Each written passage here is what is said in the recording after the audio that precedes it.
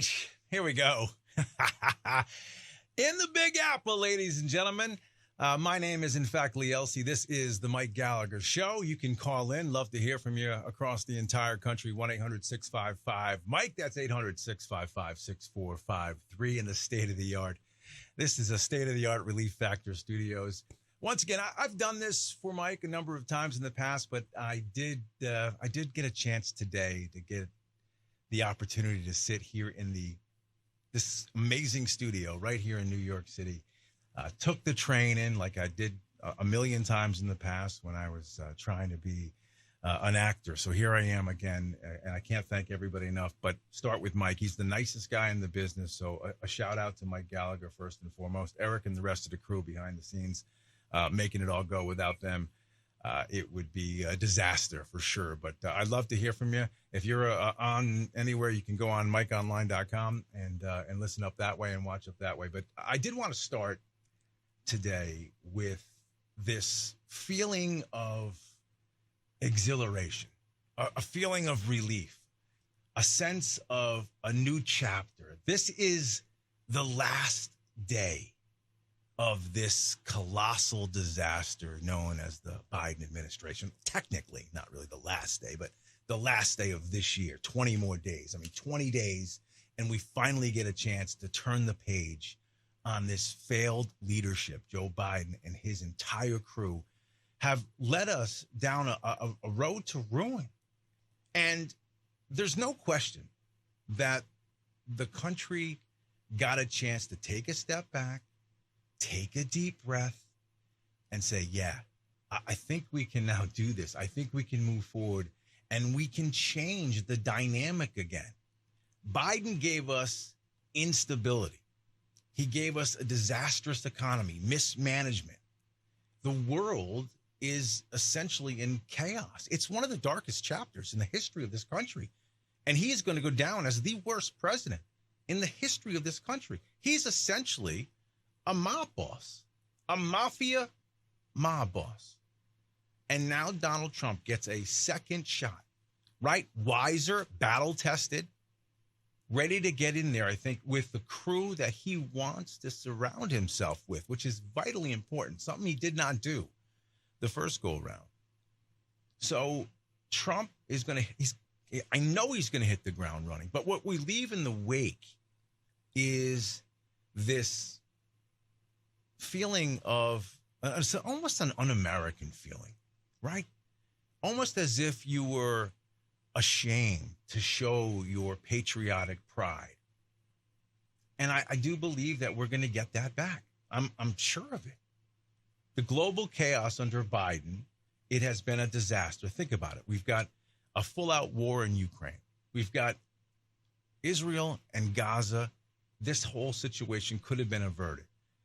Here in this country, and we're going to hear from Tom Homan a little bit later on, some of the things with him, but here in this country, the immigration situation has been absolutely destructive. It's been a disaster. In fact, when you think about it, the last 4 years, 100 years from now, scholars will look back at these 4 years and study it and say, this is unbelievable what happened. You literally have got the most crooked person in the history to run this country. And all of his minions, all of his family members on the dole. And you could see him pardoning his son. We all knew he was going to do it. But who's going to be pardoned next? What sort of insulation is he going to give himself as he walks out the door? Again, 100 years from now, they're going to look back at this time in the history of this country and say, yeah, this is the most corrupt president we have ever had. Somewhere along the line, they'll dig up all of the nastiness, all of the money trails. Not that they already haven't done that, but they'll undo it, and they'll show the American public at that time, this is what happened. This disaster actually happened. So Trump restores stability, right? He restores that to this country. And you know what's funny, too, about this round with Trump? You don't get this feeling from the progressive left that the sky is falling, right? They've accepted it. They know that, he is not going to push the button and end us, because that was probably a fear the first go around. No, he is going to stabilize the country. And it's a renewed hope. There's a renewed sense of patriotism. I can feel it. The flag will be flying higher. You think about unity. This is the one thing that Biden kept preaching: unity, unity, unity. Never was able to deliver that, because every speech he ever gave was divisive. But there's no question that everybody has a sense now. It's a different sense. It's a different feeling. There's momentum here.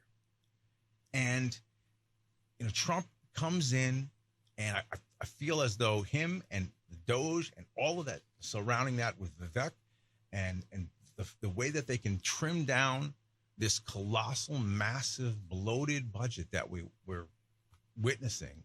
If we can get that thing under control, we can actually get back to a place where we all want to be. And, I tell you, there's got to be a call to action from all of us too. We can't just sit on the sidelines. We can't just sit on our hands.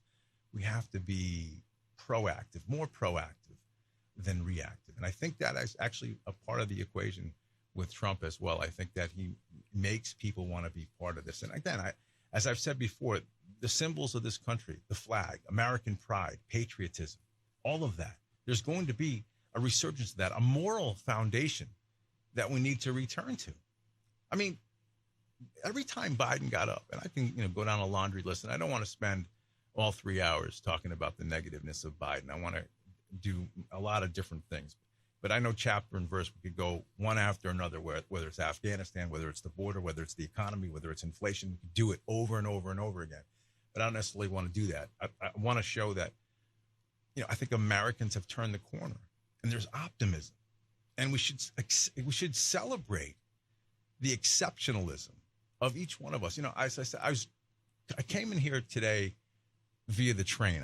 I live in Connecticut. So it takes me a train to get here, then a subway ride. And, we've all heard the horror stories of the subways and the trains and all of that. But you could see, these are people who go to work every day. They get up. I was on the train today by like 5 o'clock in the morning. I've done this trip a million times in my life. I grew up in Connecticut. We come to New York all the time. But you see people who are just battling it out every single day, trying to make a way in this world. And I swear I can feel that there's a different sense of optimism in their eyes, in their presence. I got that today when I was on the subway. Honest, I know the New York subway is chaotic. And in fact, today, all the headlines are saying New York is not the place to be, right? So there's terror watch alerts. There's cops on every single corner. There's tons of cops in the subway, which is a good thing, in particular because today's New Year's Eve, last day of 2024.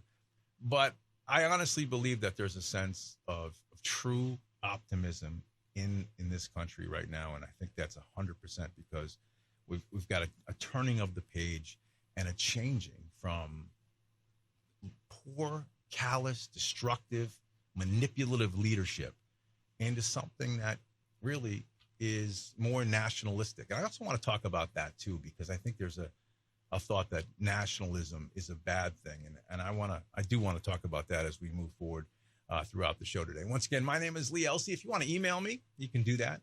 It's leeelci@gmail.com. Send it my way. I'd love to hear from you, but I would love to hear from you guys. If you want to call in, we can open those phones up and take some calls. I do have a guest coming up at the bottom of the hour. We're going to talk about the constitutionality of Tom Homan and deporting folks. So keep it right here. My name is Lee Elsey, filling in for the one and only Mike Gallagher, right here on the Mike Gallagher Show.